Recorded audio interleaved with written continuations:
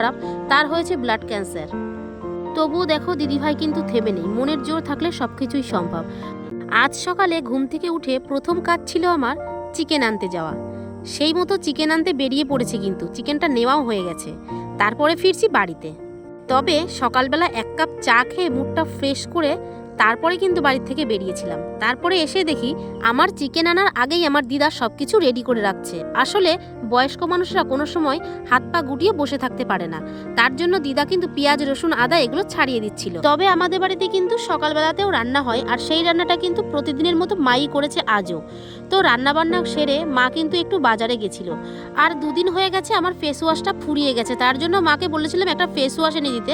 তো এনেছিল, তার সঙ্গে এটা ফ্রি দিয়েছিল, আর একটা এনেছিল ক্রিম। তো সে এখন শীত পড়ে গেছে আর ক্রিম মাখবো না, এটা কি হয়? আর আমরা যে দোকান থেকে চিকেন আনি আগে ওই দোকান থেকে আনতাম না, এটা হচ্ছে নতুন দোকান। তো এই দাদাটা কিন্তু ভালো করে চিকেনের পিস করতে পারে না, তার জন্য আমি বলেছিলাম আস্তে আস্তে পিস দিয়ে দাও, আমি বাড়িতে গিয়ে ভালো করে পিস করে নেব। তো যাই হোক, সেই মতো দাদা বড় বড় করে পিস করে দিয়েছিল, আর আমি বাড়ি এসে টুকরো টুকরো করে ছোট ছোট করে পিস করে নিয়েছিলাম। তারপর একজন দিদিভাই এসেছে আমাদের বাড়িতে জামা কাপড় নিয়ে। তো এই দিদিভাইয়ের সাথে আমার 2 সপ্তাহ হচ্ছে পরিচয় হয়েছে।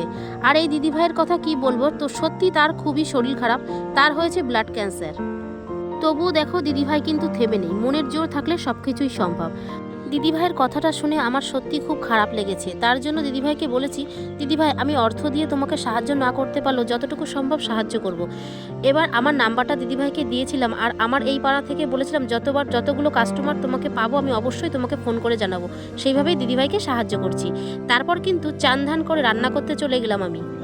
আর একটা কথা বলি, কাউকে যদি পয়সা দিয়ে না সাহায্য করতে পারি, অবশ্যই বুদ্ধি দিয়ে সাহায্য করা যায়, তবে সেটা সৎ বুদ্ধি দিয়ে।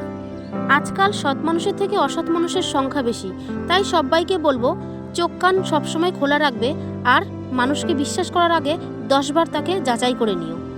তো যাই হোক, তোমাদের সাথে গল্প করতে করতে আলুটা ভেজে নিচ্ছি, আর এদিকে মশলাটাও কিন্তু কমপ্লিট।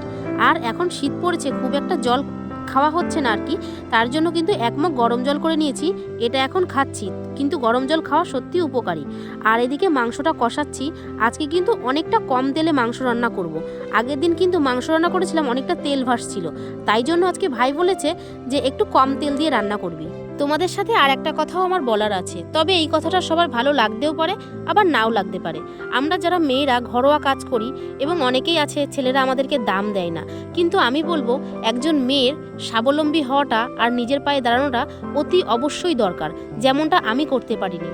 আজকে দেখো, যদি তুমি সেটা করো তাহলে কিন্তু সবার কাছে সম্মানও পাবে, এবং যখন তোমার হাতে 2টো টাকা থাকবে সবাই কিন্তু তোমাকে চিনবে।